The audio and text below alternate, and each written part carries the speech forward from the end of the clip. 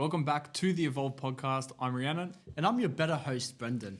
All right, we'll leave it at that. But for now, pretty much what this podcast is all about is self-development, health and fitness, and our journey starting as brand new business owners.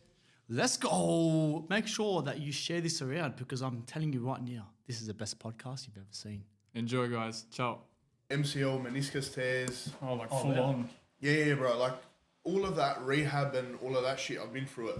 So when someone comes to me and says to me, "Oh, bro, like I go through this, I go through that." yeah, if I'm feeling pain in this section or something, I'm like, bro, like I've done it. Yeah, like I've understood it and I know it's shit, but you can. This is how. All right, this is what I do for physio, and it's how I got there, bro. I paid a lot of money for physio and that. Yeah, so. you would have. What was the worst injury that you got? Oh, you had to pay for it yourself? Yeah. So like, all right, you have your club physios. Yeah. But again, they're not paid ridiculous amounts. If you get what I mean. So when you get selected into a squad, you get selected. So I'll explain it to you. So you start in a squad. Not even then. You start playing just normal park footy, just down like for example, Hurstville United or say your local comp. And then what they do is they scout you from there. And then they'll bring you in and they'll be like, okay, we're inviting you to a training trial. Or some of them do training trials, some of them do like a trial day. Yeah. So, for example, when I was playing Harold Mats, which is under 16s, you'll get invited out to a full trial day. Yeah. And you have about 140 boys. Oh shit! There's like a big group of them. Yeah. So and some of them are even bigger. Like I know. Some of them. I know boys that were doing like training trials for Parramatta, which is like 300 boys or 200 boys, and they have a combined one with like Dragons. For example, my apologies. It would be Parramatta, Tigers, and another comp. Yeah. All right, and then it's all from these districts, and they just go in and they do like 300 boy trials. All right, team 1, team 2, go out and go as hard as you can. Yeah. And then they'll just choose from those boys. How many? So they'll take into a squad for, it depends. Some of them take 35. Oh, wow. 300 down to 35. Yeah, some of them take like 40 to 50. Yeah. Like the one that I was at when I was at Dragons, when I was playing Harold Mats, what they'll do is we got 40 boys, if I'm not mistaken, a couple of years ago. And then you go into a summer squad. So it doesn't even mean, all right, you've made it past the trial stage. It doesn't even mean you're into the full There's a whole other stage. There's a whole full on other stage. Jeez. So this would, let's say for example, the trial would happen in October. Yeah. Or maybe even a little bit earlier. So you'd finish your season in September. 2 weeks later, you're going into trials. Yeah.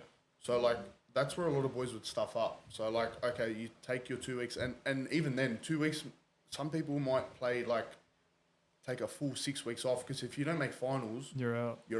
Yeah, so you won't be playing up until that point. Yeah. I was lucky enough because I was always playing in teams that were going to grand finals and that. So it gives you a slight bit of an edge. Yeah. To if you're winning the grand final, all right, they're gonna look at your team because okay, all of your boys have come in.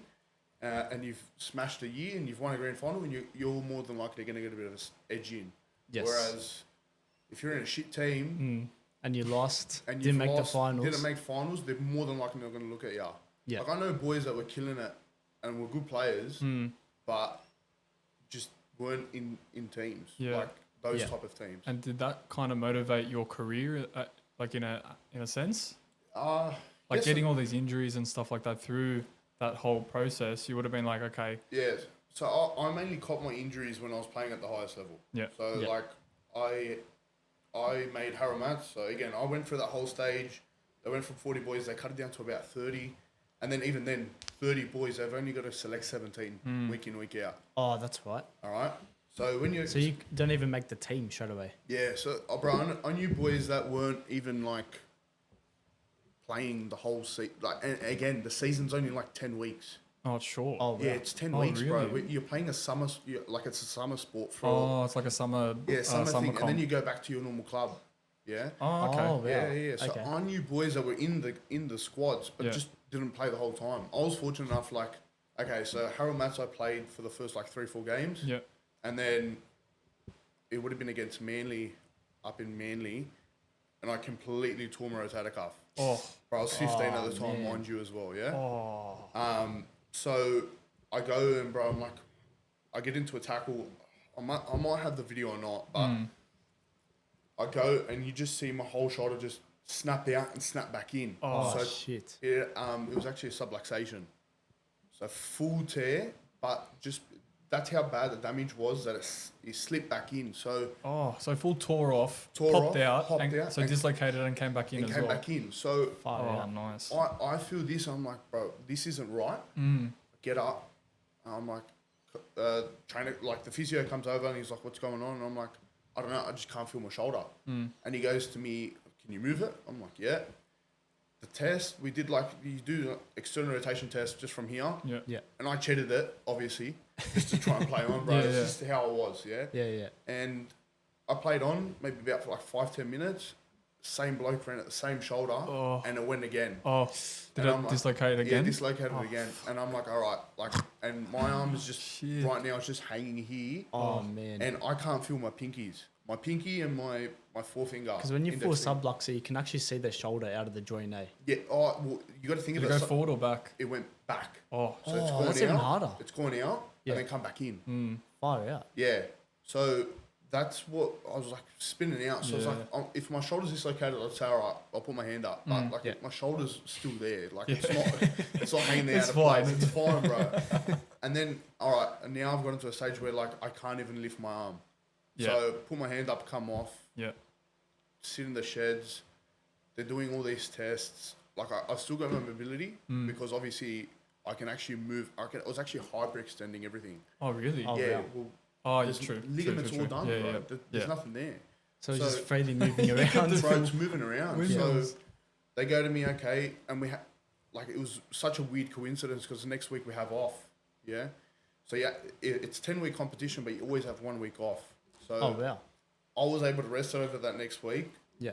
Come back the following week, I'm like, yeah, no, I'm sweet. Like, all right, they're doing tests with the physios. This is why I say to you, like, I went to my own physio, and it was straight after this. I went in and they were doing the test and like, oh, how do you feel? Again, bro, like you've only got 9 weeks worth of games. So I'm like, nah, fuck, like, yeah, I'm sweet. I don't care. You know what I mean? Doing tests, again, I'll cheat them, get past it. So I come back against Penrith, which is like week 6. And then we go from there again. And I come on, if you run to my right shoulder, I'll smack you. If you came to my left, bro, forget about it. You'll go straight through. Yeah. And then I remember it must have been off the kickoff. Yeah, we're kicking down, we're running down. And I always said kick right because it's easier for me to hit with my right because my left is gone. Kick to the left, I'm spewing. This bloke runs straight through me. Straight through me. And I'm like, okay, there's something wrong here. And the coach, bro, I got hooked after like 3-4 minutes. He goes, get the fuck, like he goes, get the fuck off. Like he goes, what are you doing? I'm like, mate, I can't. My shoulder, there's something wrong with my shoulder. Anyway, I end up missing out on the rest of the season. Yeah. So I missed the last 2 or 3 weeks. And we had to train gym in that. So we trained gym with the squad. Yeah. And I was doing personal training anyway before. Like I mentioned to you boys, it was there was some like League Fit Academy. So these guys are actually very good with their S&C, and they're actually the ones who actually got me into PT, believe it or not. Oh, wow, okay. But That's where the journey started. That's kind of where it started, because if you want to become like a top level footy player, like your talent can only get you so far. Yes. Yeah. Yeah. And for me, I wouldn't say I was the most talented bloke with footy, or otherwise I wouldn't be Sydney. Yeah. That's just how it is, bro. Yeah. So I took it into consideration. I was like, all right, and my old man pushed me to it, and he goes, all right, you need to start doing extras. Yeah. If you want to become top level with anything, you got to do extras. So I was doing PT with them, and we're doing all like strength and conditioning work with them. So I was doing extras always. Yeah. And let's say, for example, I can't remember what the numbers were, but if I was doing a single for 80 kilos, that was sweet. After my shoulder surgery, like after the injury, I was doing about like 50, and it was killing me. I couldn't even lift it. It wasn't painful. It was just Is this bench press? Or? Yeah, bench press. Yeah. I just couldn't even lift it. And I'm like, the coach is looking at me, like the trainer's looking at me, and he goes, what's going on? And he goes, oh, I said to him, what happened? And he goes, all right. He goes, this is not a good thing. Like, he goes, to drop that much weight that quick, he goes, there's something wrong. So I went back to we still had the last 2 weeks. So I'm not allowed to play. They've ruled me out for the year. Yep. So we get out of the season, everything's done, and it hasn't gotten any better. Like, we're doing all these external rotation work, trap raises, everything. Nothing was improving. Nothing was improving. Yeah. So he sends me to a NRL grade physio, Peter Musa. So he works for Tigers, still does. Yeah. And he sends me there, and we go in with, bro, it was the funniest thing. We go in I book a session with him, and this bloke is booked out for 2-3 months in advance. Yeah. Oh, that's how hard he is to get in with. That's why he's too hard to get in with. Yep. I can't. My trainer hooked it up, got me in. Yep. Get in there, and he comes in. He goes, all right. He goes, I know what's happened. He goes, I know you love footy, etc., etc. He goes, all right. Let's do a couple of tests. Yep. All right. 3 minutes in, we do a Y raise. So he'll hold my hand here and try and lift up. Nothing. So I do it, and my shoulder just pops out. Oh no. And he looks at me, dead set in the eyes, and he goes, you need to go for surgery. He goes, there's no ifs or buts if you want to keep playing footy. Really? Yeah. Oh wow. And he goes to me, you're not allowed to play footy. He goes, I don't care what you say. Yeah. Nothing's going to change my mind. He goes, you're done for the year. That's it. This is why footy players always have the straps on their shoulders, eh? Yeah, bro. And there's many different injuries you can do. Like this, again, I had this full shoulder reconstruction. Yep. I've even had an AC joint on that same shoulder. Really? Yeah. So you know what AC injury is? Yeah. So I had the same thing on the same shoulder after I came back from my surgery as well.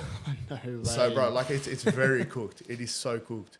Anyway, he comes in and he goes to me, all right, your shoulder's cooked. There's zero chance you're playing. Unless you get the surgery. Obviously. Unless you get the surgery. And I'm looking at him, bro. I'm 15. And I'm like... I full forgot that you were 15 bro, at this I'm point. 15, Jesus. bro. I'm looking at him and I'm like, surgery? And he goes, yeah. I'm like... I'm 15, man. What are you talking about? I'm like, are you sure there's nothing else? He goes, look, you can try and come back, but he goes, it might take you 12 months, which is the same recovery. He goes, you might not, he goes, you'll definitely do it again. He goes, there's no ifs or buts. Wow. My mum was sitting at the front, and I said to her, look, I brought her in, and he goes to my mum, same thing. He goes, if you want your son to play footy, he goes, he's got to go and have that surgery. No ifs or buts. That's it. Shit. So what he does, he goes on, gets on the phone, and he calls a surgeon. So obviously he's got all the connects. Yeah. And I don't know, you guys know Billy Slater? Yep. Yes, yeah. Yeah, so he had he had the same injury as me. And he hooked it up with the same surgeon as Billy Slater. Yep. Wow. Right? Yeah, so it was lucky. You would have felt good about that one. Yeah. Yeah.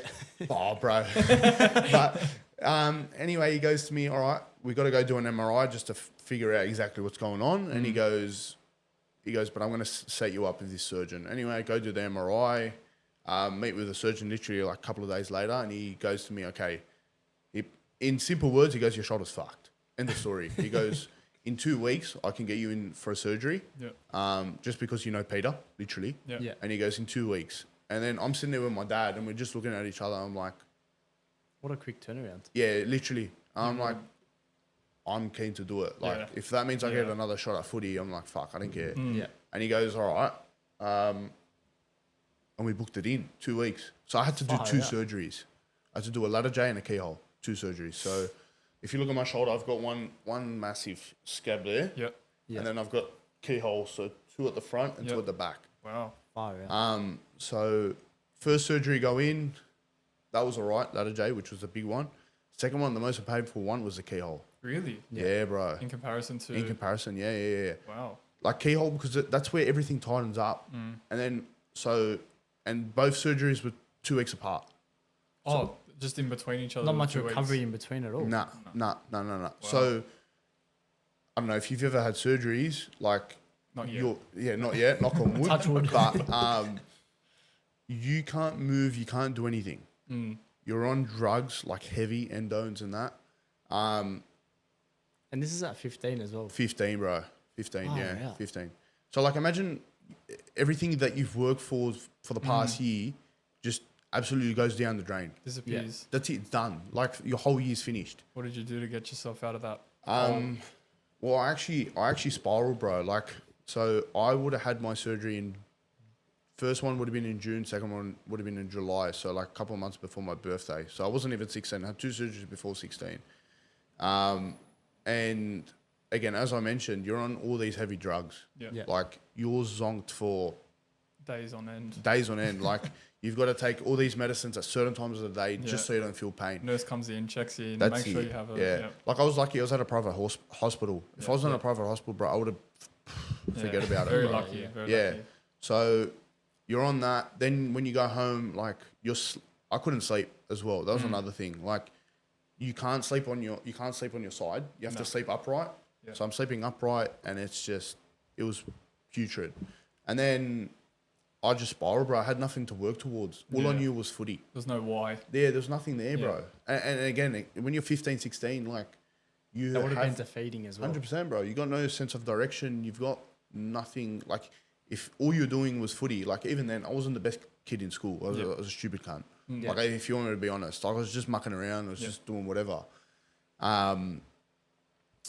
Got in a bit of trouble when I was 16 and just was an idiot. And then I was lucky. We went away to Lebanon. So I've been to Lebanon many times. So my parents are Lebanese, and we went back home September. So 3 months after, and I was out of the sling and that. And we're This going is around 3 months after the surgery. surgery. Yeah. Yeah. So it was in between my So rehab. just turned 16. Yeah, and then go. And I was like I mentioned, I won't go into detail. I was a bit of a dumb cunt and got in a bit of trouble. And my parents, or not even then, it was like my family back home were hearing about it and went and gave me a bit of a wake up call, if that makes sense. Discipline card got played. Yeah, but like they showed me reality there, bro. Oh, okay. Big difference. Wow, that's a Big thing difference. This to is see at that. in Lebanon, right? Yeah, in Lebanon. Yeah. So like when you're growing up, you think the country is like the best place in the world. For me, if I still say this, in my opinion, if I will go Lebanon any other week. Yeah. And just to visit. Yeah. Of any other country. But there are some places where you go there and you're like, what the fuck? You'll see kids like begging on the side of the street. Full reality check. Yeah, reality check. And this was at 16, bro. Yeah, that's big. After being like in trouble, after having no sense of direction, you're like, okay, I woke up to this and I'm looking around. I put on maybe about 10, 15 kilos in 3 months. Yeah. So bro, you're just sitting around, you're doing nothing. I'm like, bro, okay, this is where I could be. This is someone else's reality. Yeah. And the opportunity that we have in Australia, whether you're rich or not, the opportunity that you have in Australia, big. bro, it's huge. Any other country, like Compared to other places in the world, 100%, bro. Like you can live like a king there, or you can be. There's no in between. You can be like really rich, or you're living in poverty. Yeah. So it's a big reality check. So I was lucky to see that at a young age. Yeah, distinguishing that at 16 is huge. Yeah. Look, because I hate to say it, but I did have to grow up a bit quicker than most people. You know what I mean? Yeah. Like. Do you have to take that like backpack on sometimes? That's right, bro. And in a sense, like, all right, I regret the shit that I did. They got me in trouble. But also, if I didn't learn from that, I wouldn't have been where I am now. 100%, bro. Acceptance of like 100%, learning is one of the bro. biggest things to step forward. Yeah. So then when I realised that, I was like, all right, I've always wanted to play footy. I know this was a big setback, but like this can mean an even bigger comeback. Yeah. So when we got back, started training 5 days a week with the PT. So we're training before school and after school. Yep. So gym in the morning, field sessions at night. Yeah. So I would go catch a bus all the way to Enfield at 4:30 in the morning, get there like 5:20, train from 5:20 to about 6:45, and then go and catch a train all the way to La Perouse. I was going to school in Matraville, bro. Oh, yeah, that time. Out. Yeah, that time. Yeah. So the I was one end to the other. Yeah, bro. Yeah. Transport would have been cooked over there. It was fun. So I would have to catch I'd have to go from Enfield to Burwood, catch a train to Central. Yeah. Central, get a bus all the way there, which was about an hour bus. Oh shit! It was cooked. Yeah, it was cooked. And then I'd I'd doing go that 5 days a week. 5 days a week. 5 days a week. And then I'd go after, and we'd go do training afterwards as well. That At shows nighttime. resilience right there. Yeah, Yeah. resilience. So then I must have lost I was at 98 kilos, bro. At post 16 surgery as at well. 16, bro. And then I think I got down to big boy. I got down to 84 within by January, February. Oh wow. Yeah. What a How turnaround. did you learn how to lose all the weight? Was it just over time? Again, lucky I had these guys Yeah. the League Fit behind me was because they obviously showed me what I should be doing with my diet, what I should be doing with training, Okay, how so I you should got be educated training. I from got that educated, point, bro. So it was again, they're the ones that opened my eyes to Yeah. this thing as well. Yeah. So I go in, and then I actually came back from surgery within 8 months. Okay. Wow. That's a really good turnaround. Huge turnaround. Yeah. Because it was 12 months what 12 you got told, right? Yeah, So so, you cut it by from 4. so from July, I would have been able to clear to play within 9 to 12. Yeah. The younger you are, the easier it is maybe to push of it back. course. Yeah. How long was Billy Slater's period off? Do you know it? I think he had a fair bit of time off. I think he about a year, if I'm not mistaken. It was a 'Cause whole I think, season, I wasn't think it? he missed the whole season because of it, if I'm not mistaken. But his Pretty sure shoulder, I do remember him missing a whole season. Yeah. Maybe it was a shoulder. yeah, it was the shoulder, bro, because he was like, So you recovered quicker than Billy Slater then? no, I didn't do half the shit not even anything like that bloke did. But I came back pretty quick. Even though that I came back quick, I wasn't at the stage that I was. For sure. Yeah, I You would were still back to normal. back to normal, Yeah. quote unquote. And I'd even say that first year was pretty shit. Yeah. Following, Not playing first grade level yet. no. So I was just playing literally park footy. I was playing a year up, but again, I wasn't like what I was. Yeah. Then I go following year, I get invited back to SG Bull, which is under 19s, because we had that COVID year. Yep. So they pushed everything 1 year later. Okay. Yep. Yeah. So they gave us an opportunity. So again, it was invites only. That's a really good Yeah, opportunity. yeah, yeah. So instead of doing those big 140 boys Yeah. trial, bang, bang, bang, it's now all right. It's It's a lot more smaller. yeah. So now they're bringing in 50 boys and they're cutting it down to 30. Your relief would have been like, I was like, fuck, thanks, fuck. Because think of it, if you've killed it all year, yeah, and then you just have one shit day, yeah. one shit day, all right, you're sick or something. You go in and you have a shit day, you miss your opportunity on that day. Yeah.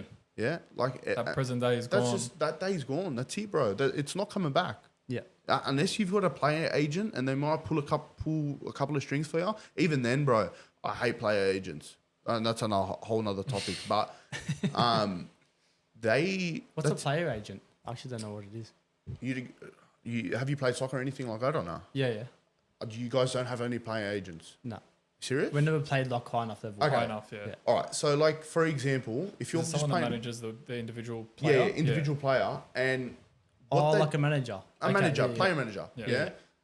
What they do, but they'll sign like about 2,000 boys. Oh, Yeah. wow. They don't. They might. They don't not- care. They're they just don't- in it for the money, obviously. That's it, bro. Yeah. That's it. If they get 2 or 3 boys out of 2,000 boys Yeah. that make a rep squad or make a top 30 contract, They get a good commission from what that. do they get? Like 2 or 3%, maybe, or something like that. Yeah. Out of contract. And those 180 contracts grand. are huge. Yeah. 180 grand. Let's say I think the minimum base now is 180 grand. So Or something like that. Is that for 160 footy? grand. Yeah, for footy. If you're in the top 30, Wow. let's say 150. Yeah, Yeah. 3% of 150. What's that? 15. At least 5 grand. Yeah. Yeah, just So essentially, they've got a full CRM, a full relationship marketing whole that they just hold 2,000 plus players, and they get commission off anyone that gets any sort of contract. Yeah. depending on the contract. Yeah. Okay. Yeah. So that's why again I'm not a huge fan of him because, and my dad was always opposed to getting him. Yep. Always. And I was saying, no, I need a player I agent need to one. make it. And he goes, you don't need a fucking player agent to make it. He goes like, stop, get that out of your mind. Hard work Yeah. beats talent. That's it, bro. That's all it is. So I had a couple of people approach me and I always turned them down because of my dad. My dad always never agreed to it. Was he very influential in your life, your dad? Yeah. Like me and my dad have a very weird had a very weird relationship. Now it's a lot better than what it was. Yeah. But it was like my dad basically came from nothing. Yeah, So yeah. my grandparents came from overseas, Lebanon. Yeah. Yeah. My dad moved here was 3 months old. They lived in house commission the whole life. Yep. Like my dad grew up in Kensington. Yep. Moved there all the way to Doonside. So from Oh, wow. one end to the Oh, other. wow. Then back to Kingsford. Yep. Yeah. Yeah. So like literally around the corner. And bro, my dad So came he from didn't go for the middle part. He just went from bang, and then bang. So they went out from like eastern suburbs. Nah, all right, we don't like this. All the way to Doonside, this is dog shit. Yeah. Then moved all the way back to Kingsford. suburbs again. Even then, but like, if you know Kingsford and Kensington back then, it wasn't the best areas. It was. No, it wasn't. Yeah, that's all the That's housing. where my commission. grandma's house was. So Yeah. we were. It was all the involved in Italians that. down there. Italians, Greeks, mainly. It was, Yeah, It was like But Earlwood the ones that and just Borough. moved in though, Yeah, they yeah. just came from They just- Italy. that's or right. whatever it is. Yeah. And it just, my dad came from nothing, bro. So like, and he's built a really successful business in real estate. Yep. And has his own agency, has people working for him, and Was his work ethic something that you looked up to? yeah, 100%, bro. Yeah. Like seeing what he did and where he came from, Yeah, and what opportunity he gave me, like. because And he didn't have that opportunity going Exactly, up himself. bro. That's Yeah. right. Yeah. So They my dad created it for you. That's right. Yeah. So he had to do everything himself. He had to buy his first property. He had to Yep. buy all of this stuff all on his own. Start And- from square one. Square one, bro. Yeah, And I've got all these squares now. Yeah, that's So- very relatable. Like that period where you were having your surgery is pretty much starting from square one. You would have had that reflective moment where it's like, okay, my dad was there at one point. I'm there in a mental space. 100%. Let's just go full leather. That's Yeah. it, bro. And then like hearing like my dad was very harsh on me, and I wouldn't say it was a bad thing. Discipline. Yeah, it was discipline, bro. Like when you're younger, you resent that. Yeah. Yeah. When you're older, you realize, okay, this bloke did it for Yeah. a reason. You reflect wasn't- on it. That's right, bro. It was Yes. like I look back at it now. I was like I used not hate him. All right, I didn't hate my dad, but It was just that kid hatred. I was like, bro, like, yeah. Grit piss your off. teeth. Like if I'm playing footy, if I have a decent game, yeah, Yeah. everyone's telling me, bro, you killed it, you killed it, you killed it. My Look dad at your comes up to dad's me, like, he he's goes, not proud. he goes, that was a shit performance. I'm like, bro, everyone's giving me taps on the backs. I'm playing week in, week out at the top Yeah, level. yeah. Like, give me a break. And he goes, you no, can do better. He goes, you can do better, bro. He goes, that's the end of the story. I'm like, fucking hell. It's always good to have that one person to tell you that though, Yeah, because it yeah. makes you full reflect. Like when you went to Lebanon, you looked at the people that were there and you're like, shit, reality check. When someone says it to you, like, you can do better, bang. Yeah. Okay, I thought I was doing good, but now I need to do better. Okay. 100%. That's why, like, I always did extras. Yeah. Yeah, like, All Oh. the extra work in the background. yeah, sort of bro. thing. Like, Yeah. all right. So you train with the squad 4 days a week. Yep. Yeah.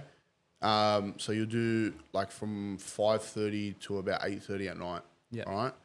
I would go and train in the mornings and do my weight sessions in the mornings because bare and shit. Yeah. It's pretty straightforward. So like, I did your own S&C. yeah, I did my own S&C with the trainers because you got to think of it like what they do. They get a squad of 30 boys.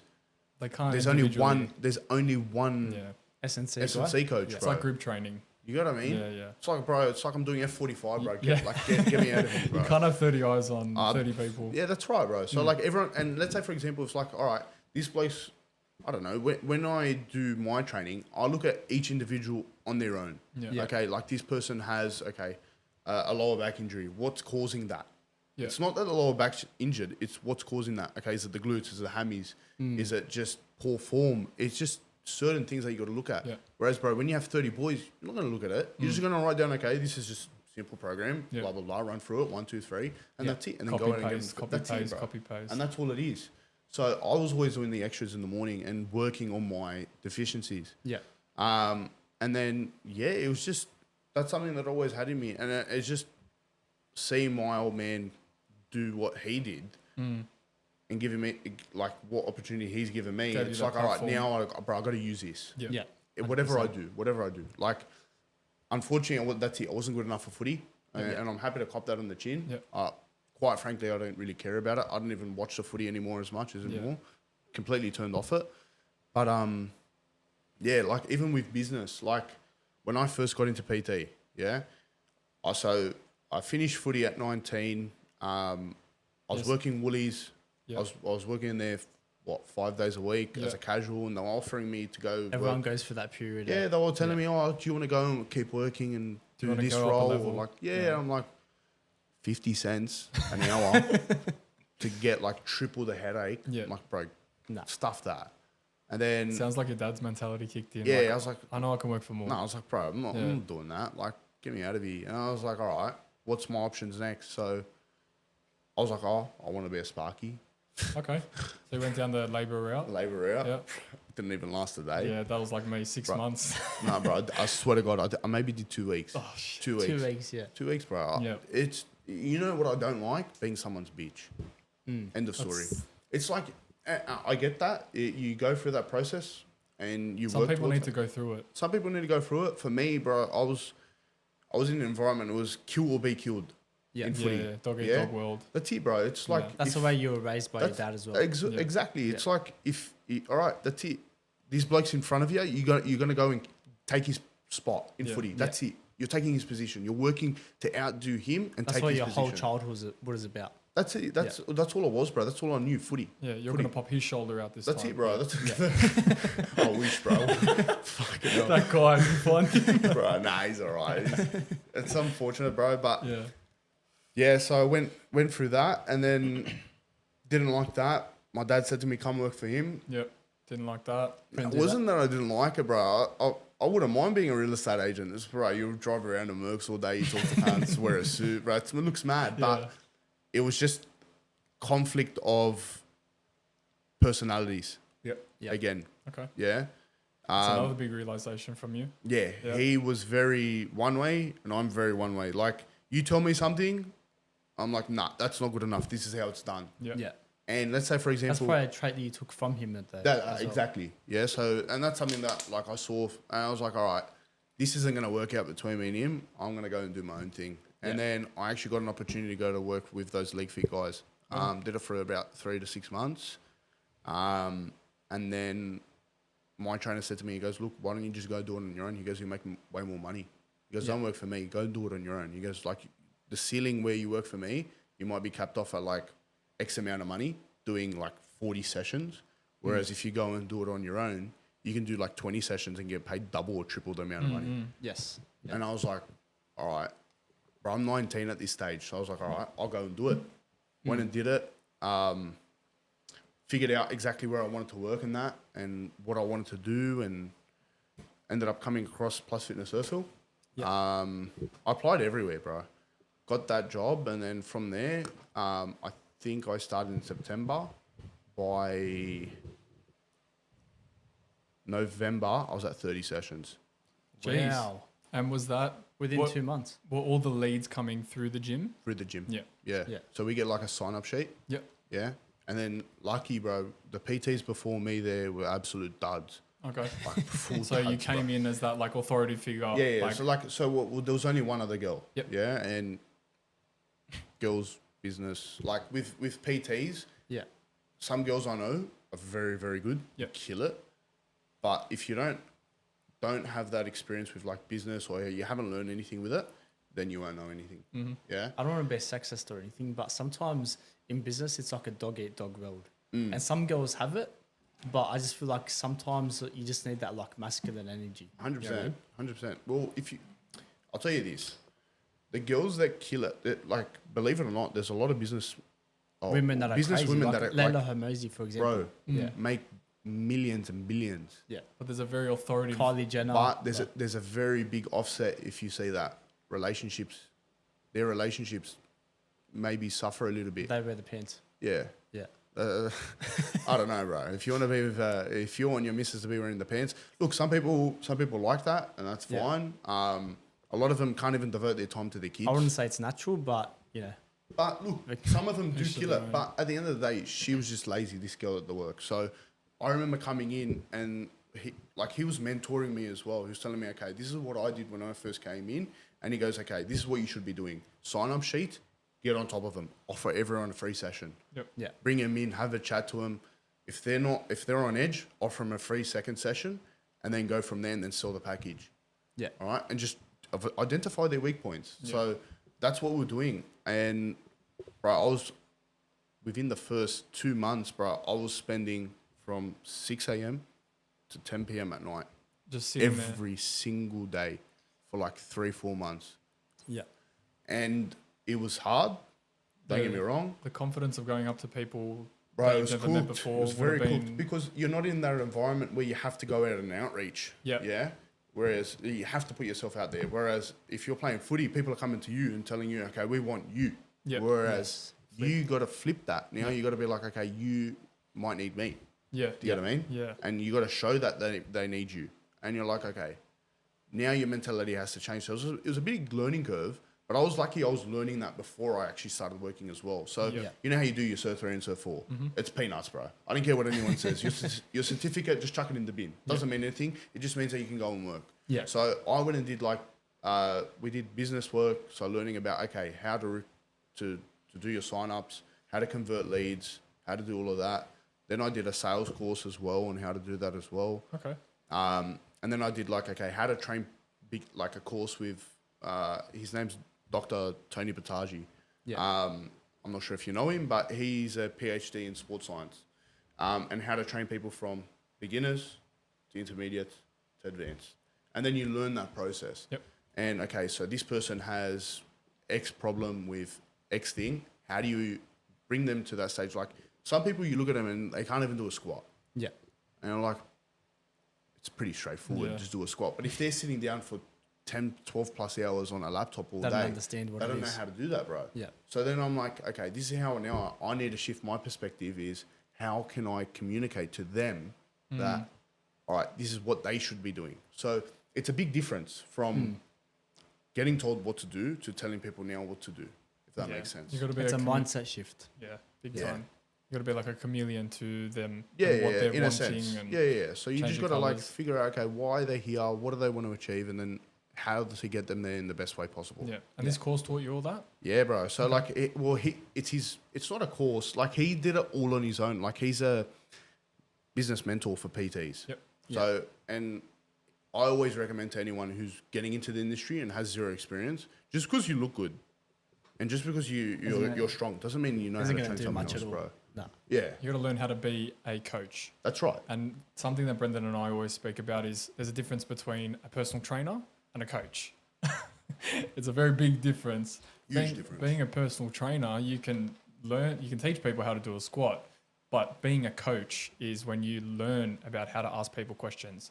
He's taught me that over the years. Just ask people as many questions as you can, pull out as many extraction points as you can, and utilize that to motivate people. And that's the 100%. difference between a personal trainer and a coach. 100%. Yeah, and like mentoring thing that I did with, his name's Joe Murphy, and he's pretty well renowned, not for our age, but people a little bit older that were like fitness first. He was working out in North Sheffield, and he had 25 people working for him out of North Sheffield.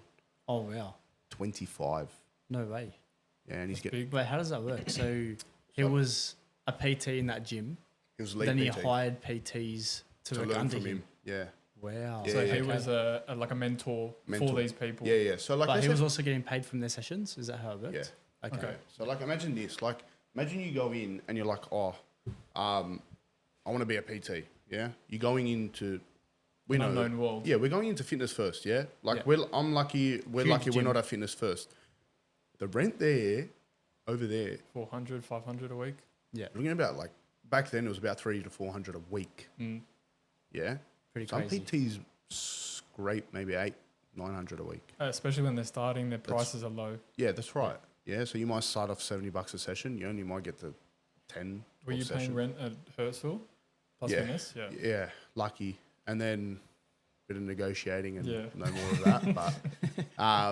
But yeah, so that's something that, okay, this bloke has taught all these 25 people plus more. Like this was 25 people at one stage. Mm-hmm. Yeah. And he's teaching all of these people. And I'm like, okay, why wouldn't I go with him? He's got his own business in PT and he's killing it. Like, Yeah. why wouldn't I go and learn from him? So, It's silly if I don't go. yeah, 100%, Yeah, you gotta bro. then So, question and it was yourself. just coming out of my paycheck anyway. Yeah. So I was working for him and it was coming out of my paycheck every week. So, whatever. I like at Learn that from age. people that have done it before. Exactly, bro. Yeah. So I went and learned from him and taught me all of this stuff about business that I would have never ever considered. Yeah. Opened Like, your okay. eyes to a whole new world. Yeah, bro. It's Yeah. like your retention rate, bro. What Back retention? then, when you're starting out PT, you're like, I just get clients and I train them. That's it, But bro. retention is huge. Something we Retention's talk huge. about Yeah. as well. Another thing is acquisition of Client new clients, acquisition. bro. Yeah. Like, all Big right, words. yeah, I know, all right, but like, No, I'm saying like that would have been huge to you bro, back then. I'm like looking at him. I'm like, all right, bro. And you like, were 19 at the time, right? yeah, bro. I'm Yeah. looking at him. I'm like, all right, this is something that's, how do I say it? It was a New territory. Yeah, bro. It was just Daunting? something different. It wasn't daunting. I new. love challenges. Yeah. I love challenges. Yeah. I'm very competitive. So I was like, all right, I'm gonna go and do this. So I go and learn again, and probably would have been the best thing. And we're doing like I forgot, like where you go and act out a full session, like a free complimentary like a session. role play sort of Role thing. play, yeah. So we're doing role play for consultations. Yep.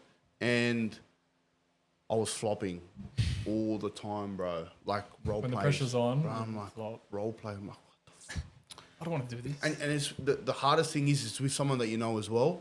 So it's just like, it's a bit awkward. Yeah. So I'm getting a bit better. And then I was like, all right, you know what? Like, I'm just going to go and do it. Yeah. Even if I do 15 or 20 and I get 0, at least I'm getting experience. Yeah. I remember going into my first consultation and we're running through everything and we're asking questions. It was about an hour and a half through and then comes to the sale and I'm like, okay, so this is option 1, option 2, option 3, which is best for you? What do you feel like is best for you? And then he goes, 1. I'm like, what? And he goes, I'll go with the first option. Your eyes. I'm like, bro. I'm like, fuck. I'm like, was it that easy? Mm. I was like, Yeah. I was stressing Eye-opening about it, bro. I was experience. like, all right. So I was like, all right, sign him up. I'm like, okay, what did I do right with that? Like, what did I say to him? In what was it? So like, you reflected straight away from that experience. 100%. Because that was something that we always did. Was Yeah. we'd sit down. Okay, why did this person say no, and why did this person say yes? Yeah. What did you cover, and what did you not cover? Okay. Yeah. That's the biggest thing. So we were reflecting straight away. So I learned about that and I was like, okay, we talked about everything on why they're here. Not about what they want to achieve, bro. No one, like everyone comes to you and says, oh, I want to have a 6-pack and this and that and that. I want to lose 10 kilos, whatever it is. Yeah. Like, okay, that is something that is still important, but it's actually why they're there. And you got to try and bridge that gap because, all right, it's mad to have that goal. Like majority of people have that goal of losing 15 kilos, but it's actually understanding on why they want to get there. It's they want to look good for their son's birthday or reunion or whatever it is. Yeah. And you got to actually figure out why. They want to be able to chase the kids around the house. Whatever Exactly, it is, bro. It's just little things. Or It's pack away the dishes without having a sore back. that's it. Simple stuff. And that's the things that we like. I identified straight away, and I was like, all right, sweet. And this is how I'm going to touch base on it, and just keep going back and forth. And then, bro, I had maybe 150 on that sign up sheet. Wow. Backed up for like 4 months because no one was doing it. Yep. So, bro, all I was doing was just Oh, so you were cheering. I was cheering. It was the easiest thing. No, it wasn't the easiest thing, but it was pretty straightforward because you've got all these people, 150 names, and mind you, we had sales coming in. So every week we'll have an extra 30 or 40 on Yeah. top. As Why you do were those saying, PTs not want work? well, as you were Can't saying, explain it. seeing that 150 in front of you, you would have been like, all right, this is a challenge I'm up for. Let's see what I can do. And That's it was kind of like a test for yourself, it sounded like. 100%. So it's like, okay, I'm going to go and run through, okay, all these 150 people. Let's say if I can get like 40 people in for a free session. Yep. If I can sign up 20 at 2 times a week, that's 40 people. Yep. Yeah. That's the mentality I was doing. You I would was have just broken it down. breaking bang, it bang, down. bang. It's reverse engineering. Yeah. Yeah. So if you want to make a certain amount of money from selling what you're doing at the moment, you just got to reverse engineer. It's a numbers game. Yeah. All right. Some people say sales is not a numbers game. You can obviously improve your leverages. Yeah. And okay, all right, if you tidy up with this, you might get better responses. But at the end of the day, not everyone wants a personal trainer or a coach. Yeah. So It technically still is a numbers game. it still is a numbers game to a certain degree. I The like best salesman might get maybe 20% more from the leads, but still, the more they call, the more leads they get. exactly. Yeah. Yeah, that's why like now when I say like online, I convert at 80%. Like shut up, bro. Like fucking hell. Like how many calls Who do you cares? make? I'll just call more. That's it. Yeah, like you can always get there no matter what. And I don't like playing the numbers game as well to a certain degree. But again, like let's say for example you get 20 consults and you only get 13 people sign up. There's still 7 people out of the 20 that will say no. Yeah. You know what I mean? So no matter what, it's going to happen. I feel like it's very similar with PT. When you want to lose 10 kilos, you chase that number.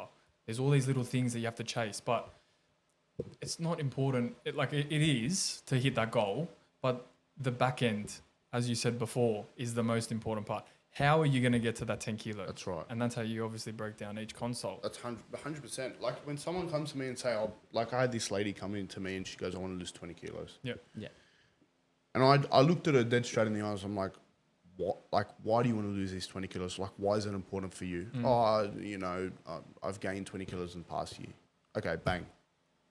in the past year, what's happened in that gap? What's happened in that past year to get you to gain 20 kilos? Yeah. What's changed? The reverse engineering came Exactly, bro. Yeah. So you got to reverse engineer it. It's the same thing with anything. Like with any business, with anything that you want to learn, always reverse engineer it and figure out the why and how. That is where you get majority variances from. So what's your style of training? Like when you get a client on board, what's your process and what do you do from the moment they start? So the first thing that I do, get the consult, sign up, bang. Okay. So we go from there. I'll actually go in the background. So depending on what they do, some people do online training, some people do face-to-face. Yep. Okay. No, regardless, this is always the process that I have. I've written out actually like a training guide on what they should be doing away from the gym. Because I don't care what anyone says. I don't care. You can write the best programs in the world. Yeah. That external program. That's it. Just a guide, just to give them that little bit of a run sheet to be like, okay, I'm not doing anything. The run sheet's there. Boom. Yeah. Food, sleep, stress, recovery, stretching and mobility. Cool. A whole bunch of stuff. Yep. Yeah. Explaining everything in detail. I don't like flustering people. But at the end of the day, you need to know these things. Yeah. So I run them through all of that. I'll tell them, okay, this is how you should be doing with your food. Some people, like, for example, I've got this guy, multimillionaire, who trains with me, and he's basically got no time. Yeah. He only comes to his sessions twice a week, nothing else, no time for food or anything. That is a different person. Yeah. You got to communicate to him. Different. Exactly. So you got to communicate to him, okay, this is what you should be doing with your food, all right? Whereas for someone else who's got more time on their hands, they can cook their own food, they can do stuff like this. So like for him, I would have to get him doing, okay, aim for X amount of protein per day and just strictly eat protein, yeah? He's always out for client dinners, bro, always business meetings. It's a bit harder for him. Yeah. Like I'm not going to sit there and tell him, don't go to your business meeting because it's just going to be unrealistic. Yeah. So again, with them, some people it's different, some people it's not. Always get my clients training at least 3 times a week. Whether they do it all with me or not, I still want them training 3 times a week. So I tell them what to go and do on their own as well. Yeah. Because it's not more so trying to get the most money out of each client. Like to a certain degree it is, but it's actually, I want to make sure I can help them as much as I can. And like, regardless whether I get them on the lowest rate possible, I still want to deliver the best service I can. For sure. I don't care. I'll lose money. I don't care.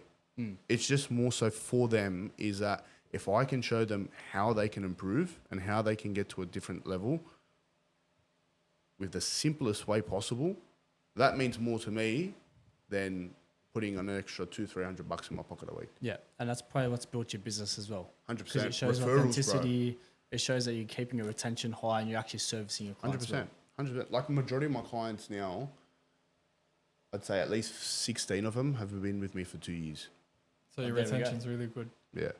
So like no matter what, like let's say for example, if everyone else leaves, I'll still have my base of 16 people that come in twice a week. Why do you think that is? Are they staying on with you for 2 years? Good looking? Nah. I'm cheating up. Score. Exact. If not. I'm cheating up. Ex-footy player? Ex-footy player. Run the rub sheet out. Nah. I don't know. It's hard to put a description on it because I think the biggest thing is relationship. big time. Yeah. Biggest thing. Yeah. Because if you're, this is the one, being vulnerable with each other. Like, To a certain extent. to a certain extent. No, not like with like, going Your whole full- life and Yeah, your everything, whole life. But like, okay, if you're having a shit session, that's normal, man. All right. If you're having a shit week, it's normal. It's a shit month, it's normal. Breakup, it's normal. Yeah. This stuff is normal, man. And at the end of the day, gym is not, or your goals are not your do or die. You're not going to die if you don't lose 10 kilos. Yeah. You know what I mean? But at the end of the day, If you didn't hit your 100 kilo squat, whatever it is. yeah, bro. It's like, who cares? You can always go for it next week. There's always a next week, and there's always another day. You walked into the gym today. That's a See, plus. bro, that's the whole point. So like, and that's another thing. So like, adapting to sessions as well. Like, okay, we write out programs in a periodization model, always working linearly, trying to improve. Sometimes, bro, you got to gotta break it peel up. back. You got to have a bit of fun. Like, yeah, like They're not robots. Yeah, they're not one's robots, bro. robots. Like, you know how we go, like, we're straight sets, we're pushing to 1 or 2 RIR and making sure that your form's not... Bro, sometimes just do a fucking drop set and just burn yourself out. Go and go home. That's it, bro. You know what I mean?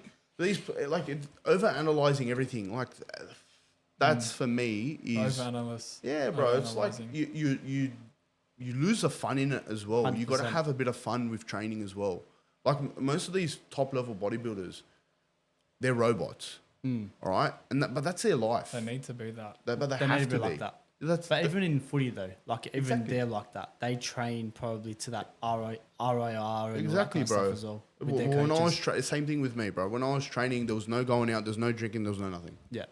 And there was Nothing. a strict program, you had to follow it. There was That's a it. strict meal plan, you had to follow Bro, it. you have to sleep at 5 a.m. you had to be at the park. That's Like, right. You have to sleep at 9:30 a.m. to wake up at 4:30 a.m. to go and get to the gym at 5:20 a.m. Yeah. And there was a routine set. Do you harp a lot with your clients about habits? 100%. Biggest thing, habits. Because, and like, that's like the first segment. When you look at my training guide, is your first thing is your habits. So first thing that I like to establish is a routine Yeah. with the gym. Yeah. So, okay, if you're coming in training 3 days a week, pick 3 days a week where you know you're 100% going to come in unless something happens, whatever. But let's say, for example, it's Monday, Wednesday, Friday. Yeah. Those are your days. They're not changing. How do you approach people that come to you and they're like, I want to train 5 days a week and XYZ, like those stupid big goals that they And they know don't train is, at all right now. they Yeah. don't train at all. They come in at square one. How do you approach those type of They're people? my favourite ones. They're honestly, I swear to God, you want to train 5 days a week? All right. All right, then you know what I say to them? In 3 months' time, do you think you'll be training 5 days a week with everything that you've got going on? Those questions that you ask them really hit that reality check. Like 100%. similar to you. And look, I can sometimes I can come across a bit harsh. Yeah. Yeah, but You're maybe basically dropping them in the middle of Lebanon. yeah, yeah, It's that pin drop. yeah. It's bro. I'm putting him right in there, and I'm like, all right. In 3 months' time, with your This is family, reality. work, Yeah. relationship, study, whatever commitments that you got now, Yeah. 3 months' time, come back to me if you're training 5 days a week. I'll give you $100, whatever. Yeah. Yeah, I'll Just say to you, a bro, challenge. just a little challenge. But like 9 times out of 10, 2 weeks later, they've come in twice. That's it. Yeah. So what I would say is like, you're better off by being consistent at lower days because you don't need to train 5 days a week to get results. And slowly Yeah. incrementing it up. And then it's like, exactly. Yeah. So what I say to people Unless you're is- looking to step on stage. exactly, bro. Yeah. But even then, if you're first starting off, bro, you're going to miss a week, you're going to miss 2 Yeah, weeks. yeah. It's going to happen because you're not in the habit of it. So what I always say is build your habits, start with 2 days a week or 3 days a week. Yep. And then once you start enjoying it, up it to 3. Yep. When you Yeah. start enjoying it even more and you're like, okay, we use the feedback. Okay, go to 4. Yeah. I'm enjoying it. Okay, 4, 5. Yep. Bang. Yeah. Yeah. But that's a process, bro. That I'm talking about like 3 or 4 years Of course. Yeah, process. that takes a long time to Do build you know up what to I mean? that. Yeah. Like I had a guy that was training 5 days a week, and he goes, "Bro, I want to get huge." I'm like, I train push pull legs, this, that, and that. I'm like, all right, push pull legs. I go, how long you been training for? 6 months. What's your results been? Oh yeah, I bench about 80 kilos now. I started off at 60. All right, let's go jump on. Let's go do 80 kilos. Warm him up, get him there. 80 kilos, fail. I'm like, bro, don't lie to me. Yeah. Don't lie to me. I don't care. I didn't care where you're at now. There's no It's- judgment from the beginning. Exactly, bro. Because when I first started, I was knowing, bro, it doesn't really matter like where you start. It's the process over the years. Bro, the journey is the most important thing. I always say that. The journey is the most important You're playing thing. high level footy, benching 50 kilos. Yeah, we all start somewhere. Yeah. You know what I mean? Like, and that is something like, you look at it and it's like, all right, this is where I'm at now. This is where I've been after 6 months. And that's something else that I do. Like, I'm not sure whether you guys do it with your business, but is feedback sheets every 3 months.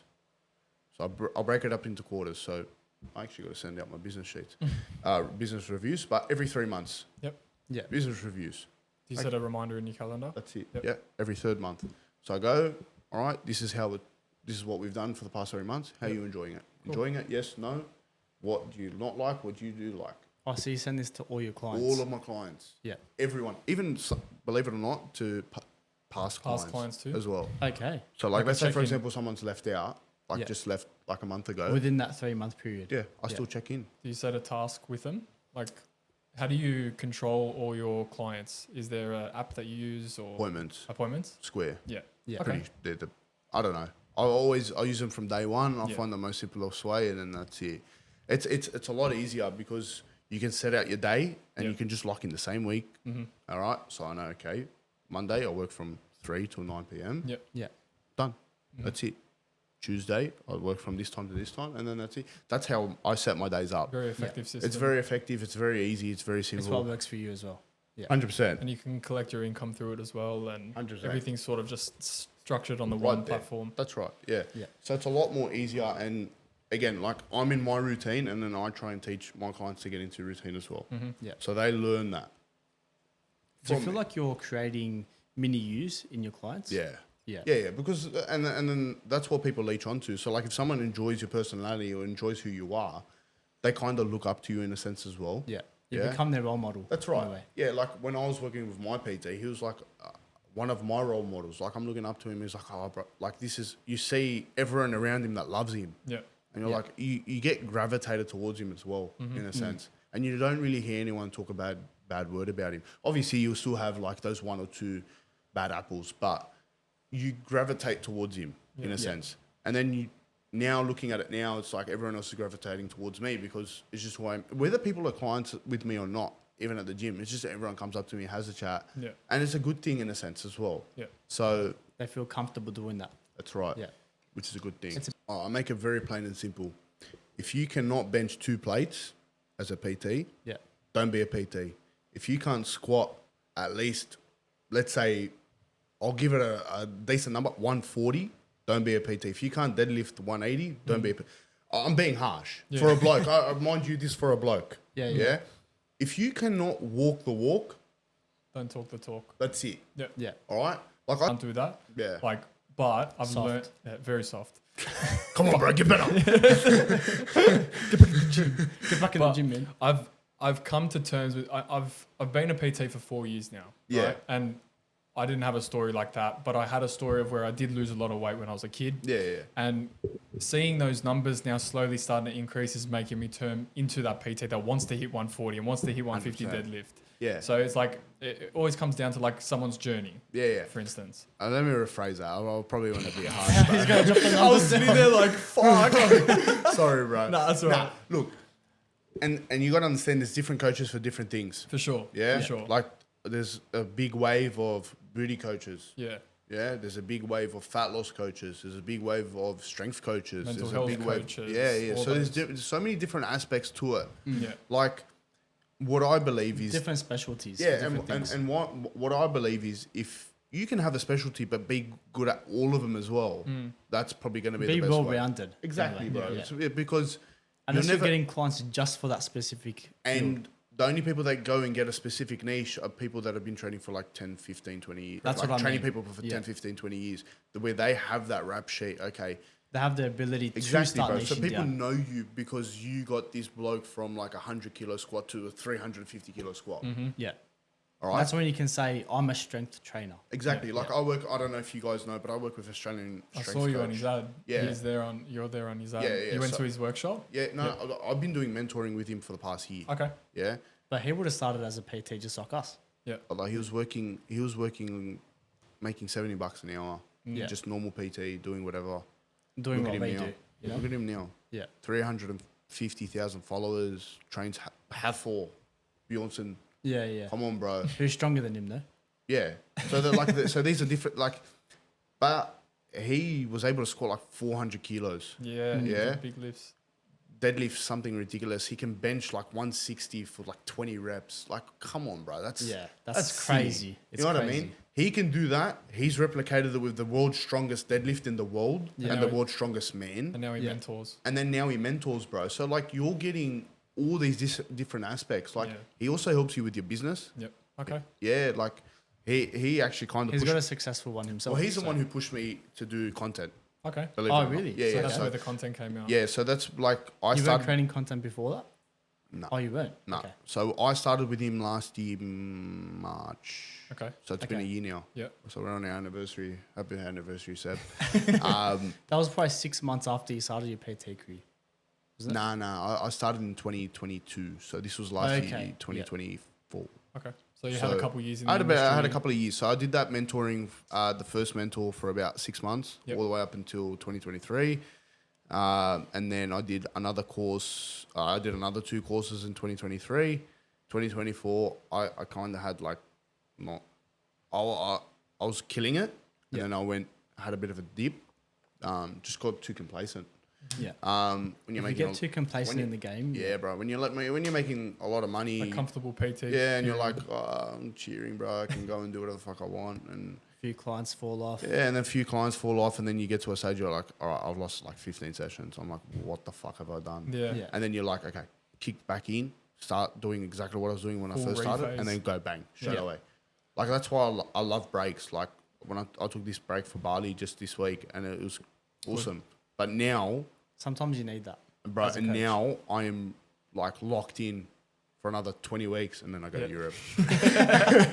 That's the thing. Like this is my first year of actual traveling. Yeah. Like since I started my business, and what's this is going to be my 3rd year. Yep. Yeah. So I missed out on a lot. 2022, 2023, 2024, missed out on heaps. Yeah. I didn't go out, didn't travel. My parents were going away with my family, didn't go. Was always staying back and working. But now I've gotten to a stage where, okay, everything's kind of settled down, everything's consistent. Now I can start, not unwinding, I don't like using that word, but it's like, okay, I can enjoy what I've worked for the past 3 years. Yeah. Yeah. End of story. So You've earned it. that's it. You Yeah. had the 4 years pretty much to yourself to develop as many skills as you could to the point where you could take that back seat. You mentioned before something about hitting your cap. So you had 30 clients coming in. Have you refrained from? I was doing a lot. Yeah. I was doing, But you're doing consults as well. Did you hit a Yeah. cap in your career where you're like, okay, I need to pull back? let me show you. I've got all of it here. Yeah. So I've got all of my business sheets for what I do week in, week out. Yeah. Is this when Google Sheets? Nah, I do it on a Word document, full Yeah. old school, full bodge. But from when I first started to when now, so week 1, so week 4, I was doing 43 sessions. Week 4. Week 4, So 4 weeks in. yeah, They were 45-minute sessions, 1 hour. 1 hour. Wow. Okay. Okay, so look, so there's September. I'm not lying. That's So crazy. week 4, 40. So 43 sessions. book sessions, Yeah. BS, book sessions, 43 within 4 weeks. That's Wow. mental. My cap, I was doing, and I hit 47 on week 6. And then What are you at now to be able to go away and travel and Right be now? comfortable? Yeah. I'm still doing about 42. Okay. 42. Yeah. Yep. Do you feel 40 like that's manageable? That 42 sessions? Yeah. Yeah. Yeah. There was one stage where maybe last year, I did about 55, like for a month. Yeah. I do not recommend that on anyone. It's, That's bro, that sounds 55 hours crazy. a week. It's mental. And the thing is, it's not Yeah, like, but that's just in-person PT. Yeah, no You're consults. minusing out And the programs no you're writing that's and right. the consults and everything like that. no consults, no nothing. So 55 paid sessions per week. Yeah. So the money was like unfucking real. Yeah. Unreal. Could have been, woo. You're like, bro, bro, I can retire on this. Yeah, yeah. But then you realize, okay, real quick, your The management side of it.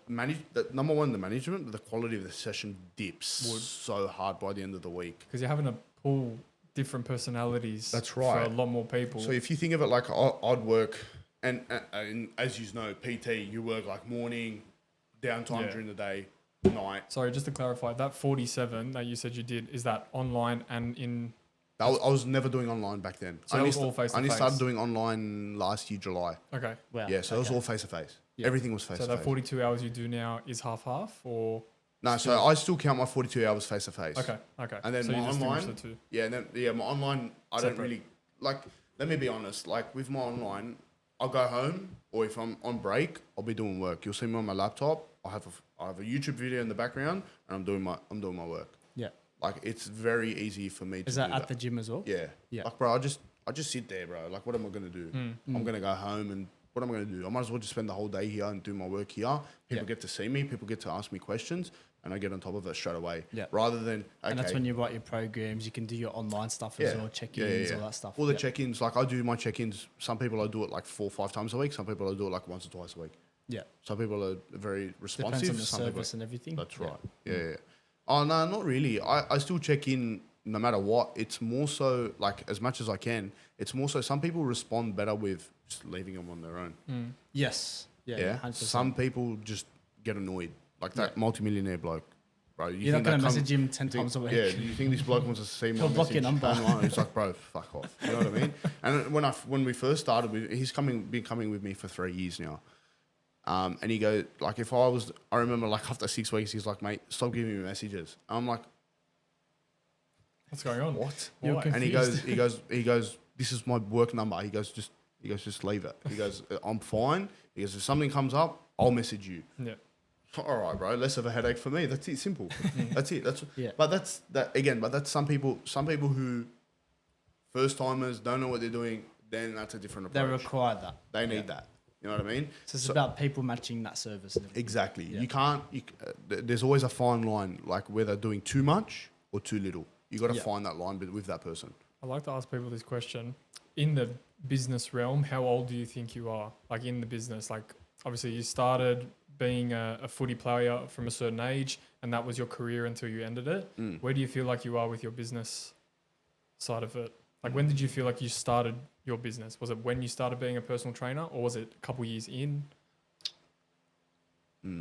I think that's subjective. Yep. But I would, like for you might have said, okay, 47 sessions, business, great. Yep. Yeah.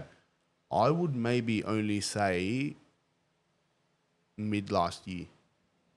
Same. Mid That's last when year. your content started coming out. That's when my content started coming out. That's when You started doing more marketing. That's you started right. doing these business sheets that you're talking about. That's right, yeah. So I was always doing all of that stuff, but I don't think I really matured like with business up until then. Yeah. Yeah. When I started working with Sebastian. Like it doesn't mean I'm not taking it away from the guys that I learned from before. For sure. It was more so just you're being a little bit more aware. You've got a little bit more feedback. Yeah. He broke it down for me a little bit better. He's understanding and he goes, okay, this is what you need to work on. This is what you should be doing. This is how you can get more people to come to you if you post more content online. Took off from there. So for me, I feel like mid last year to end of September.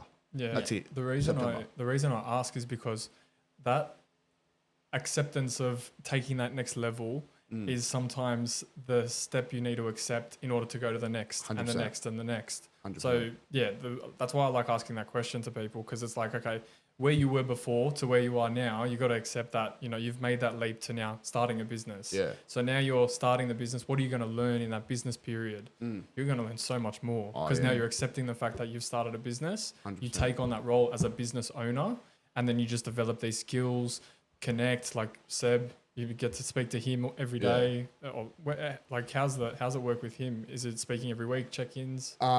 So we have two types of check-ins. We have business check-ins and then we have training check-ins. Okay. So training check-ins are 3 times a week, always.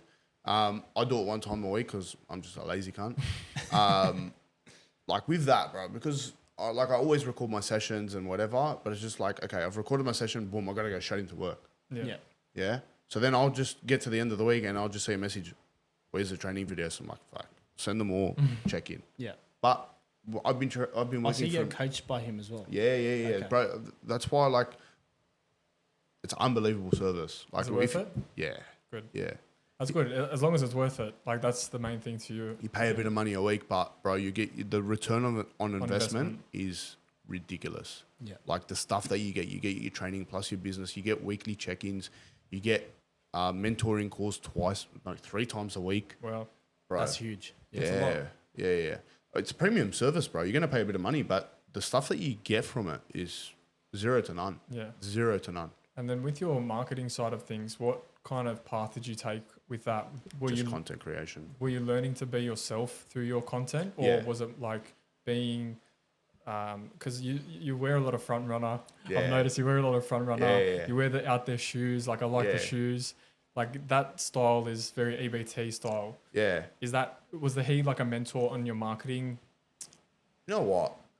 I look at EBT and I'm like, he's a mad cunt. Yeah, mad cunning. That's it, bro. He's a mad cunt. Yeah, yeah. Like, he's a mad cunt. Like, That's what we say all the time. bro, he's yeah. a mad cunt. Like, you look at what, and even his stories, bro, it's It's love fucking like a ridiculous, story. bro. Love his What, he was story. doing 11 years of face-to-face PT, Or 13. 13 years of face-to-face PT.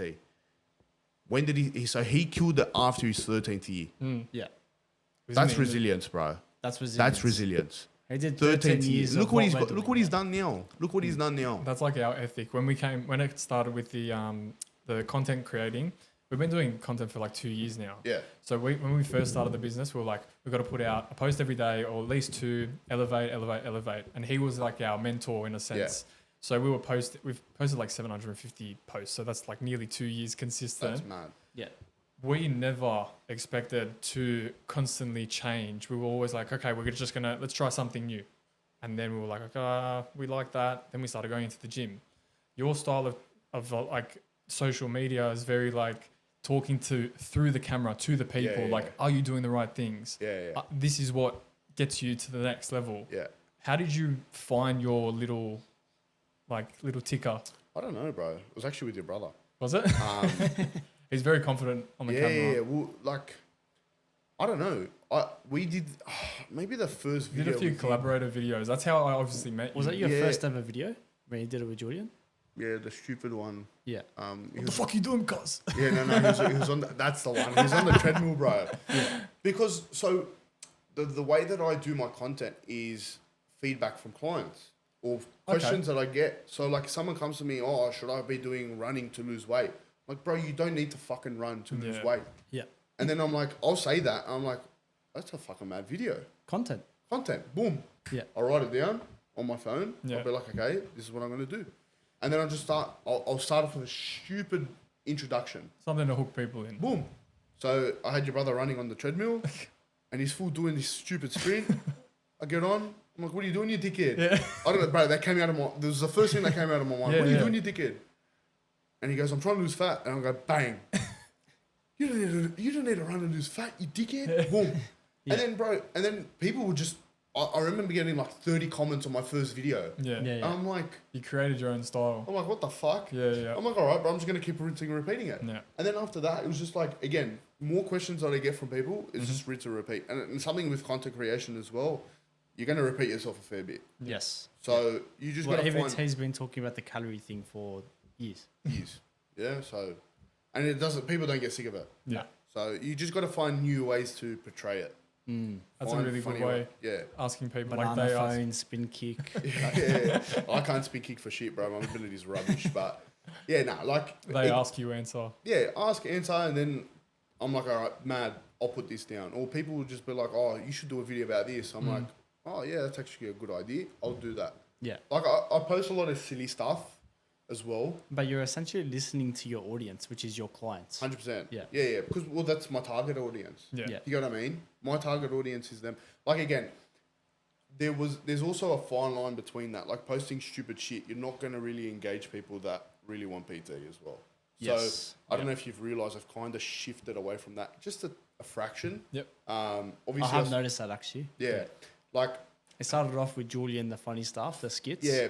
But look, I was getting mad views, but no responses. That's what we found. We were trying to do the silly out there, hook you in type stuff. And then we're like, no, we've got to settle down, come across as a little bit more professional. That's right. And teach people rather than teach and listen to Yeah. people. And then you just find yourself in that cycle. Yeah. Because if you find yourself becoming like a content creator, you're just a content creator. Whereas if you want to portray yourself as a coach, you got to provide some level of professionalism as well. Correct. So And actual real advice as well. yeah, doesn't mean like now like I've got a couple of videos dropping that are stupid, but then I'm also going to back that Got up. to do once of them in Yeah. a blue moon. Yeah. Just show And your like, personality. bro, I don't know if you saw my TikTok. Got 150,000 views with this bro, this Asai bloke, Mr. Moe, bro. I called him Mr. Moe, and he goes, Asai gives you testosterone. What? Yeah. Right. Brother, Okay. some stupid Yeah. fucking, some Lebo, bro. Right. Yeah. Yeah. Some Lebo. He goes, acai gives you testosterone. It's scientifically proven that acai gives you testosterone. And he made another video where there's in an acai bowl, bro. He showed this acai bowl drenched in Biscoff and Nutella and this. Broke down the and that. macros. And he goes, it's 350 calories. What? I'm like, all right, bro. Where is he pulling that from? Brother, so That's I made a 750 video. there. I'm like, Mr. Mo is claiming there's 350 calories on an acai, and that is absolute bullshit. In the toppings alone, there's 500 calories. Boom. I got about 30K views straight away within like 3 days. I'm like, Yeah. all right, mad. But that's you being realistic, Exactly. and people relate to realism. 100%. Oh, bro, I got a couple of hate comments. Of 'cause course. Lebo versus Lebo. Shut Yeah. up, bro.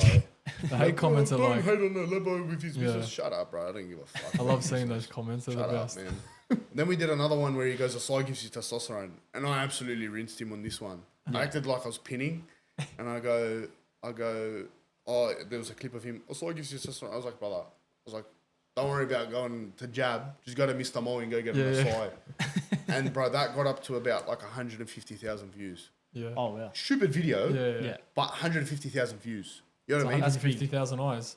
But how many people did I get from that wanted to sign up for PT or a coach? Probably none. Zilch.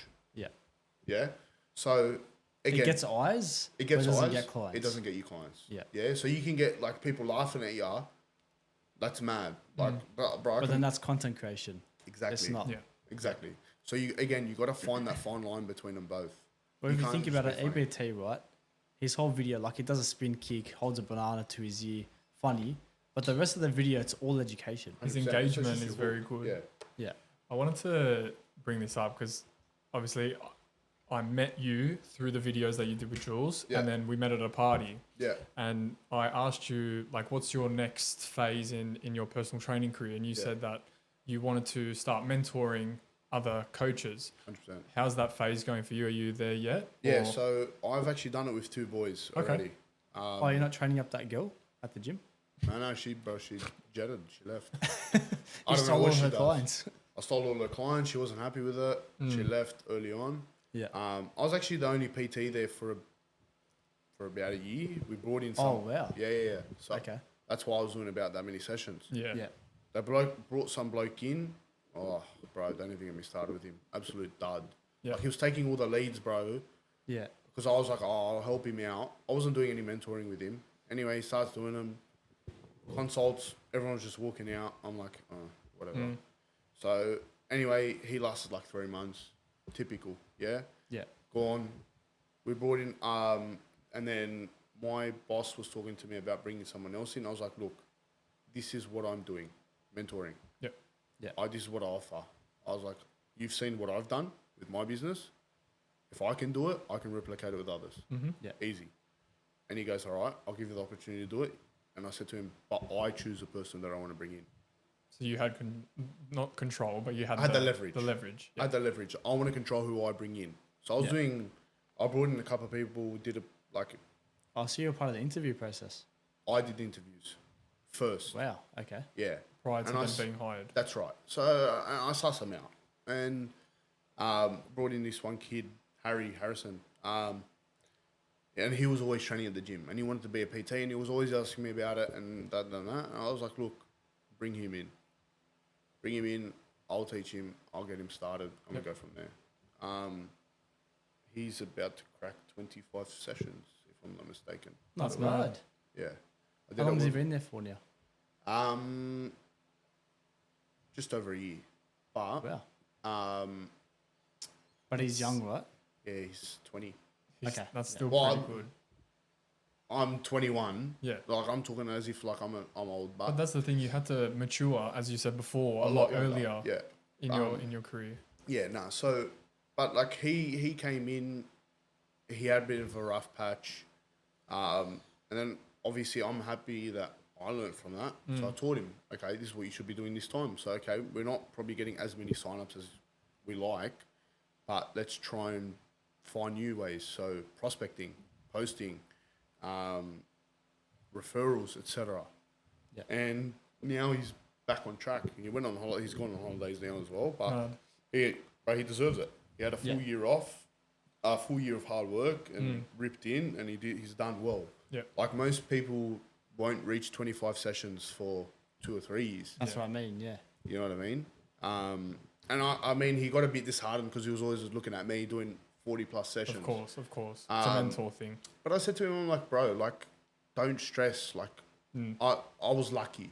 And I always say that in a sense. I was lucky to a certain degree. Yeah. I was lucky to a certain degree that I had all that experience when I first Well, you came. created your luck, but Yeah, to a certain degree. But there's don't have always... to tell Harrison this. Yeah, well, he'll probably see this. But no, like, he's done well. Like, with what he's learned, what he's done very, very well. Yeah. Yeah. The way he's adapted to training and his methodologies and the way, whatever he's doing is working, and I've got no input on that. That's it. That's his go. That's the way he works. So it's good. What made you want to get into mentoring? Because that's a big shift from being just a coach to wants to coach other PTs. Was it that previous PT that you had as a bit of an influence? Yeah. Because look, the worst thing is seeing like another PT fail. You know what I mean? Yeah. Like, I don't like seeing that they especially only the- last 6 months in the industry. yeah, well, what's the statistics? It's like 85% of PTs fail within the first year. Their business collapses within the First 6 to 8 months. first 6 to 8 months, bro. Yeah, That's even it's fucking shorter. worse. It's very Yeah, short. yeah. Okay.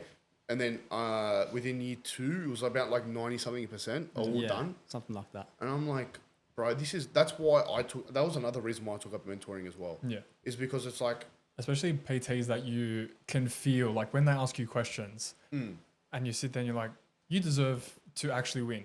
yeah, I can help you. yeah. So like, that's why he came to me and he was like, look, I actually I didn't even have to offer him the service. He asked me for it. Yeah. Wow. Yeah. So he had his head switched on as well, which was good. Yeah. That's really good. And he asked me for So it. he had a similar mentality to you. Yeah, Wanted yeah. to go to someone else that's That's doing right. better than you Well, in a way. and that's the whole point, bro. Like, you can't just go in blindsided and being like, oh, like, I can do I this can all on do my this own. Yeah. You know what I mean? Maybe Lone wolf. maybe thing. 30 years ago you could have done that. All right, when the industry was first kicking off. Now the Yeah. industry's huge. Now the industry's huge, bro, and again, it's kill or be killed. Yeah. That's You're it. very disheartened if you So, are like, killed. That's right. Like, and a lot again, what 85% of PTs fail within 6 months. Yeah. Pretty crazy start. So you can either be a statistic or you can be an outlier. Yeah. It's your choice. 100%. What's the next stage for you? Obviously, you hit that, and now you're on to bigger and better things. What's the world's your oyster at the moment? There's so many different avenues you can take, bro. You can go into so many different roads. That's right. Like, you can go down mentoring. You can go down online coaching. You Business. can go down to owning your own gym. You can Yeah. go Yeah. down into like having a group of PTs working for you. Especially when your foot's in the door, you've got a lot of options. That's it, Yeah. bro. And I've got all these people coming up to me and telling me, "What's your next move?" For me, Are you happy with where you're at right now? I'm happy with where I am at now. In a way, yeah. Yes and no. Because I've been so accustomed to what I've been doing, is like, all right, I need to do more. Yeah. Yeah. Whereas if someone else steps in my shoes and they're like, bro, this is too much. Overwhelmed. Yeah. Whereas for me, I've been doing this for like 2-3 years Yeah. at this level. It's a passion. That's right. So I'm like doing this amount of hours, doing this, and I'm like, okay, there's so many different avenues, but I think the next step for me is trying to push more online.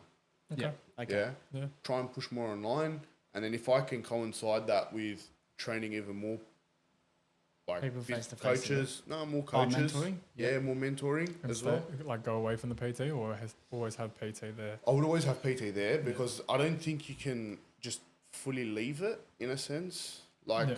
maybe when you have kids and that, it's a bit of a different story because you want to spend more time with your kids.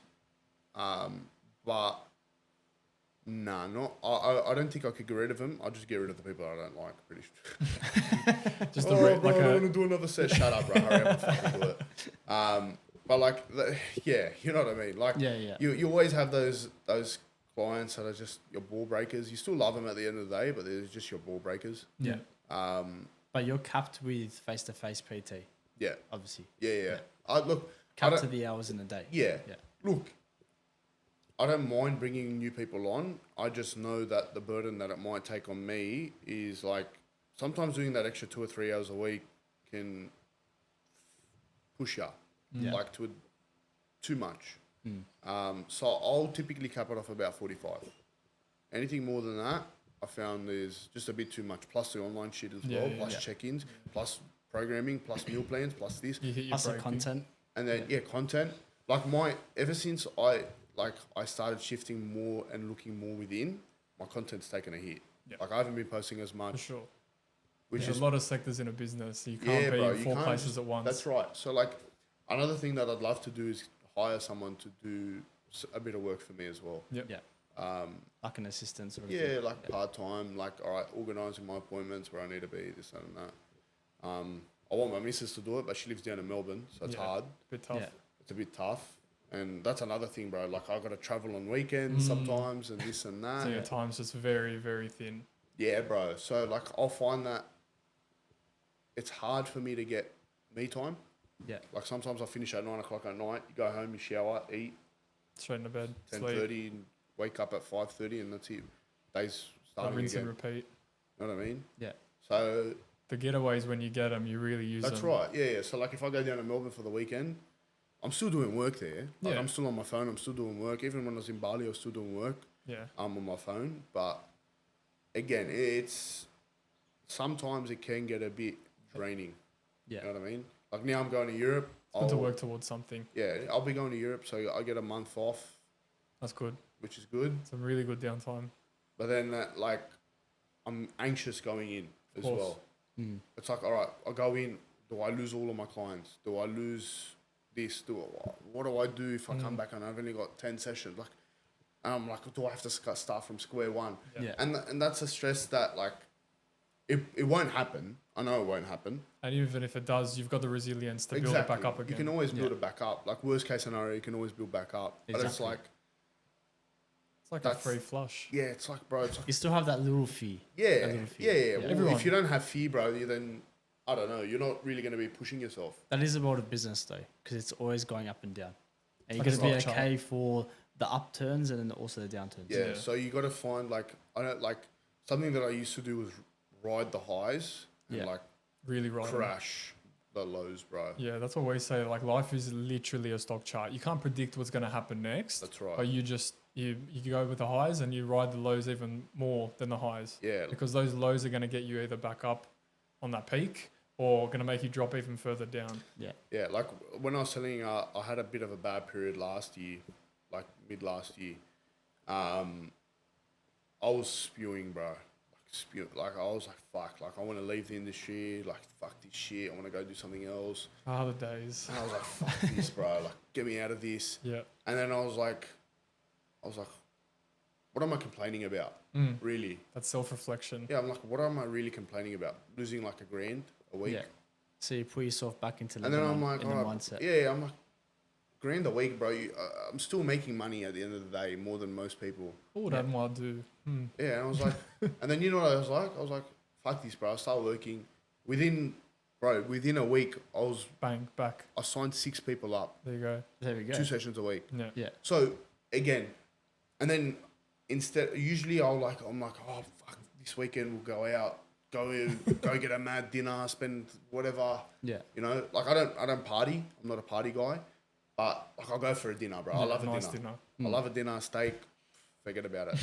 But Medium rare or blue? oh, what's wrong about medium rare, bro? Blue. What do you think? He I am? has blue. I He's have the a blue guy. steak. Yeah? He's the blue Yeah, guy. yeah. Well, you just get it from the butcher and eat it. Yeah. That's it. Fucking hell. A little tiny singe of that. That's it. It's in my mouth. Nah.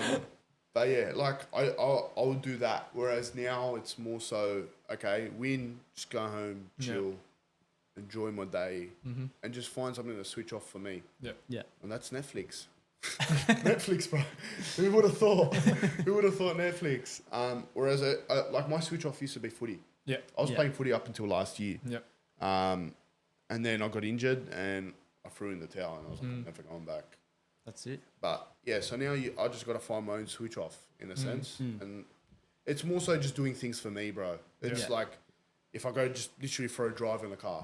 You know what I mean? It's weird. Bit of you time. Yeah. It's like something my grandfather would do, bro. What am I doing going for a drive in the car or walking around the shops just staring Sometimes at you need things? that stuff. have Like, to you do know? Yeah, that these it's weird, but like you look at your grandparents or you look at your like my dad and he's walking around, he's looking around. I'm like, bro, like what are you doing? And then now you're doing the doing same it? thing. I'm like, fucking doing, but Bro, but that's, you know Good to what? reflect. It's good for me. Like, simple things now actually just turn me off. Whereas it's like, I was trying to do too much before. Yeah. You know what I mean? We had someone on the podcast, Gio Valentino, and he was talking about how he has like a reflection day. At the end of each month, he looks back on the month, and he's an accountant as well, so they work backwards. Yeah. So he likes to work backwards on like his month that just passed. So he'll look at all his clients, all his check-ins, and Yeah. see his progress every month, but he'll Yeah. always go backwards. Yeah.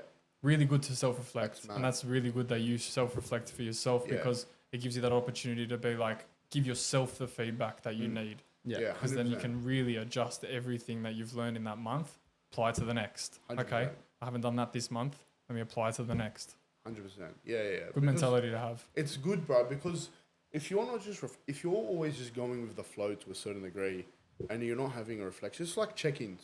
Yeah. Yeah, if you're just training but you have no check-ins, how do you know whether you've improved or not to a certain 100%. degree? All right, yeah, you've seen, okay, all right, I look a little bit better in the mirror, but are you going to your full potential? Yeah. And that's something that I always question to myself is like, am I going to my full Yeah. potential? And that's in business and in training, right? always. Yeah. Yeah, and with training, I know I can go more. Yep. With business, I know there's a whole nother ceiling that I can go to. Yeah. I really like your realism, man. It's good. It's really, really good to have like someone around our age talk about business like this, and especially you learning it from such a young age, Yeah. and just implementing it into younger people's lives as well. It's a big up 100%. to you. Where can people find you? Because I'm sure that from this story, like from the beginning to where we are now, Yeah. where can people find you? Just on Instagram or TikTok, just Yep. Anwar Chahine _PT, or actually I don't even know what. Whatever it is, we'll tag it Anwar below. Chahine, bro. That's it. We'll That's tag it all. below in the Shahine, comments. done. Yeah. Beautiful, bro. Thank you so Thanks much. for having me, Appreciate it. boys. Good chatting. Appreciate it. Good chat. Thank you. Thank you guys for listening to this week's episode of the Evolve podcast. Brendan and I have loved having you throughout this whole podcast. Make sure that you like, comment, and subscribe. And if friends are interested, share it around. Yeah, make sure you share and tag us on your Instagram posts, and I'll see you soon. See you guys. Little boogie to finish.